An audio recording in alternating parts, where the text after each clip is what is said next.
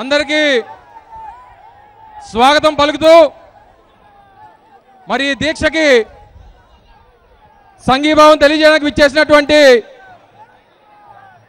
CPM party రాష్ట్ర నాయకులు పెద్దలు సిహెచ్ నరసింహరావు గారు, సిపిఐ జిల్లా కార్యదర్శి పెద్దలు స్టాలిన్ గారు, అలాగే పెద్దలు మార్కండేల్ గారు, మిగిలిన ముఖ్య నాయకులకు అందరికీ హృదయపూర్వకమైనటువంటి నమస్కారాలు. 3 సంవత్సరాలుగా విశాఖపట్నంలో తెలుగుదేశం పార్టీ నాయకులు ఈ రాష్ట్ర ముఖ్యమంత్రి నారా చంద్రబాబు నాయుడు లక్షలాది ఎకరాలు విశాఖపట్నంలో దోచుకు తింటున్నటువంటి సందర్భాలు మనం చూస్తా ఉన్నాం.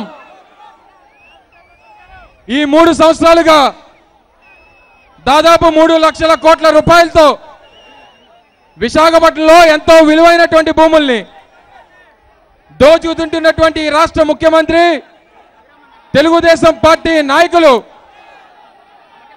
దానికి నిరసనగా, వారు చేస్తున్నటువంటి దోపిడీకి నిరసనగా తక్షణమే సిబిఐ ఎంక్వైరీకి డిమాండ్ చేస్తూ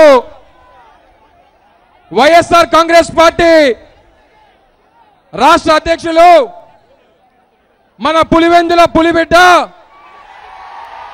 మన రాజన్న ముద్దు బిడ్డ ఆయన అడుగు పెట్టిన వెంటనే ఆకాశం కూడా చల్లగా ఉండాలని చెప్పి దీవించినటువంటి ఆ కుటుంబాన్ని ఆ పంచభూతాలు దీవిస్తూనే ఉంటాయన్నటువంటి విషయాన్ని ఈ సందర్భంగా తెలియజేస్తా ఉన్నా.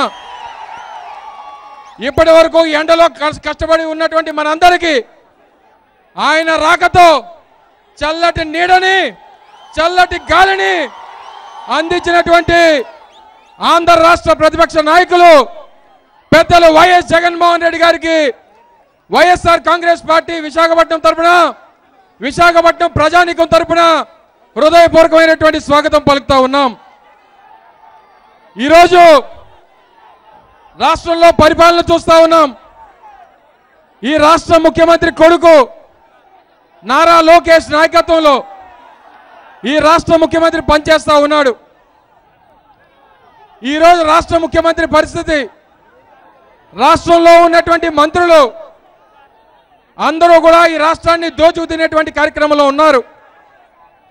మరి ముఖ్యంగా విశాఖపట్నంలో ఎన్నో లక్షల కోట్ల రూపాయలు విలువైనటువంటి భూముల్ని ఈరోజు దోచుకు తినడానికి 3 సంవత్సరాలుగా ప్రణాళిక చేస్తా ఉన్నారు.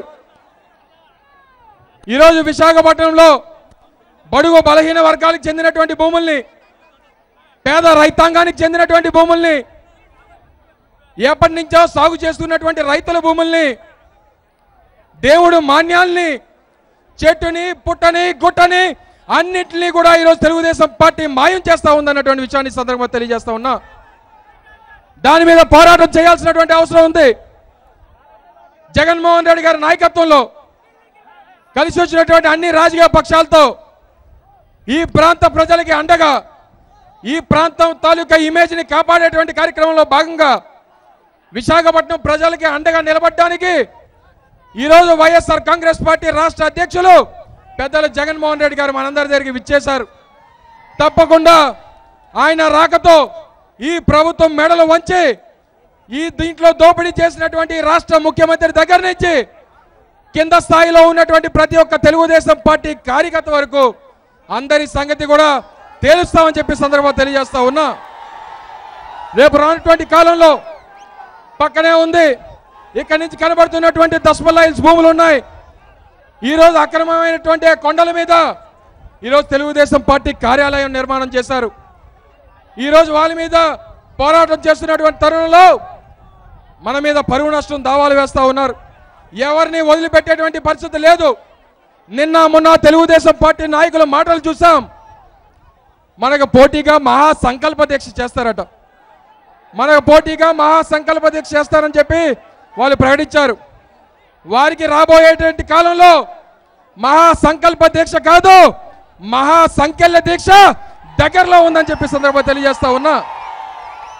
రేపు 2019లో వైఎస్ఆర్ కాంగ్రెస్ పార్టీ అధికారంలోకి వచ్చాక జగన్మోహన్ రెడ్డి గారు ముఖ్యమంత్రి అయిన తర్వాత ఈ రాష్ట్ర ముఖ్యమంత్రి దగ్గర నుంచి తెలుగుదేశం పార్టీ ప్రతి కార్యకర్త కూడా పక్కన ఉన్నటువంటి అడివరం సెంట్రల్ జైల్లో జీవితం గడుపుతారన్నటువంటి విషయాన్ని ఈ సందర్భంగా తెలియజేస్తూ మరి పెద్ద ఎత్తున మీరందరూ విచ్చేసి ఈ పోరాటంలో భాగస్వాములు కావడానికి విచ్చేసినటువంటి మీ అందరూ కూడా హృదయపూర్వకమైనటువంటి ధన్యవాదాలు తెలుపుకుంటూ